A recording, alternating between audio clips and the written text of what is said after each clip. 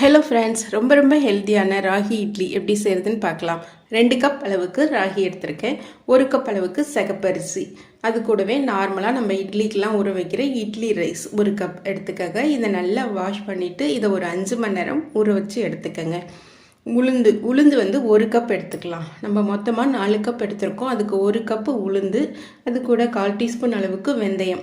உளுந்து வந்து நம்ம மாவு அரைக்கிறதுக்கு ஒரு 3 மணி நேரம் முன்னாடி ஊற வச்சா போதும். இப்போ உளுந்து, ராகி எல்லாமே நமக்கு நல்லா ஊறி ரெடியாக இருக்குது. கிரைண்டரில் ஃபஸ்ட்டு உளுந்தை போட்டுருங்க. உளுந்தை போட்டுட்டு உளுந்து நல்லா பூத்து வந்தோடனே அது கூட நம்ம ராகியும் சேர்த்துக்கலாம். ஊற வச்சு வச்சுருக்கிற ராகியும் அது கூட சேர்த்துட்டு மாவு ஆட்டி எடுத்துக்கோங்க. மாவு நல்லா ரெடி ஆனோடனே இதை வழிச்சிக்கோங்க. இதை வந்து ஒரு பாத்திரத்துக்கு மாற்றிக்கலாம். இது கூட தேவையான அளவு உப்பு சேர்த்து மாவை கரைச்சி வச்சுடுங்க. மாவை கரைச்சி வச்சுட்டு இது ஒரு 5 மணி நேரம் புளிக்க வச்சு எடுத்துக்கலாம். இப்போது மாவு நமக்கு நல்லா புளிச்சு பொங்கி வந்திருக்கு. மாவு ரெடியாக இருக்குது. இதை நம்ம இப்போது இட்லி ஊற்றி எடுத்துக்கலாம்.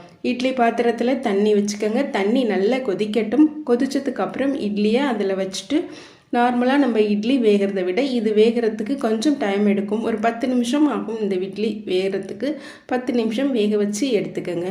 இப்போது நமக்கு ராகி இட்லி ரெடி. நல்ல சாஃப்டான ராகி இட்லி ரெடி ஆயிடுச்சு. இதே மாவில் நம்ம நல்ல மொறுன்னு தோசையும் ஊற்றி எடுத்துக்கலாம், ஊத்தாப்பமும் ஊற்றி எடுத்துக்கலாம்.